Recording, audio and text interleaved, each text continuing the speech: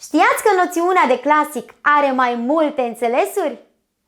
Clasic provine din limba latină, de la termenul classicus, ce desemna pe cetățenii aparținând primei clase sociale. Clasic poate fi un autor ce aparține perioadei clasicism, ce urmează imediat după perioada barocului. Însă tot clasic poate fi numit un creator ce reprezintă un model pentru posteritate, indiferent de epoca de care acesta aparține.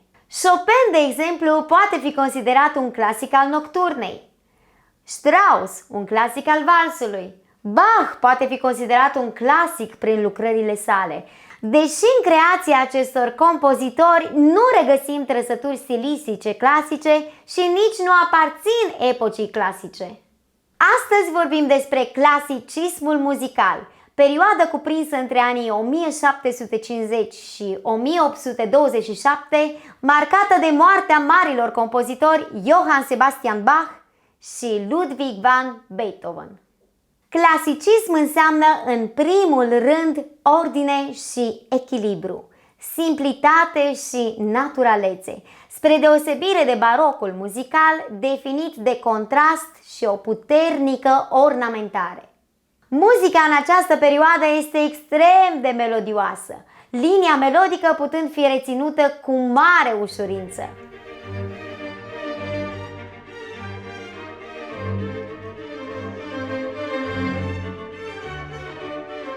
Perioada mai este cunoscută și sub numele de clasicismul vienez, datorită reprezentanților acestei epoci ce și-au desfășurat activitatea creatoare la Viena.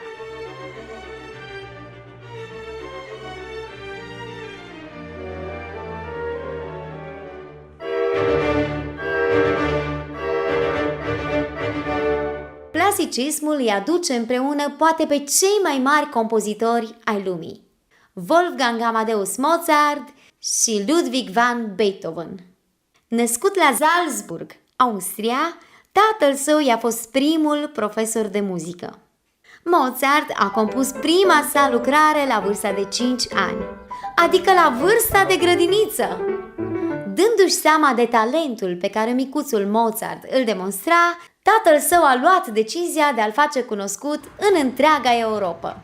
Astfel, micul Wolfgang întreprinde o serie de turnee concertând alături de sora sa.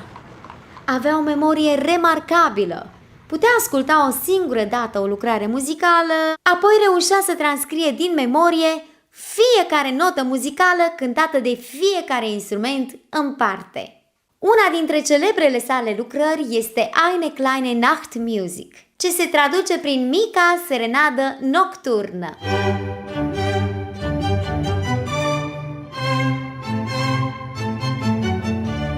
A murit la doar 35 de ani, în timp ce compunea celebrul Requiem, lucrare muzicală funerară, rămasă neterminată, însă continuată după moartea compozitorului de un elev al acestuia.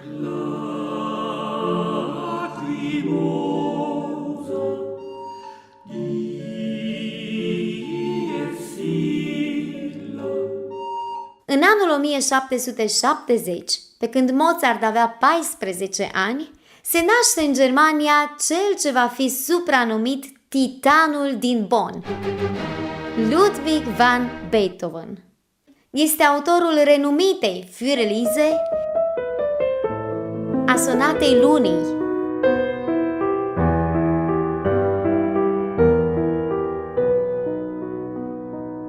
dar și a imnului Europei, Sinfonia numărul 9, Odă bucuriei.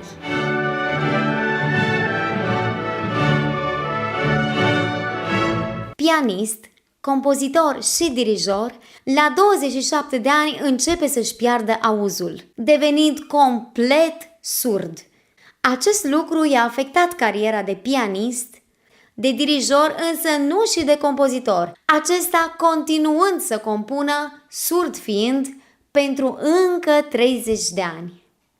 Istoria spune că în anul 1787 cei doi compozitori s-ar fi întâlnit la Viena, motivul fiind că Beethoven își dorea să studieze compoziție cu Mozart.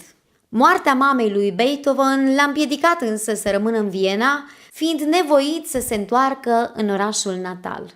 Prin profunzimea muzicii sale, Beethoven este cel care face trecerea spre curentul numit romantism, dominat de trăirea umană.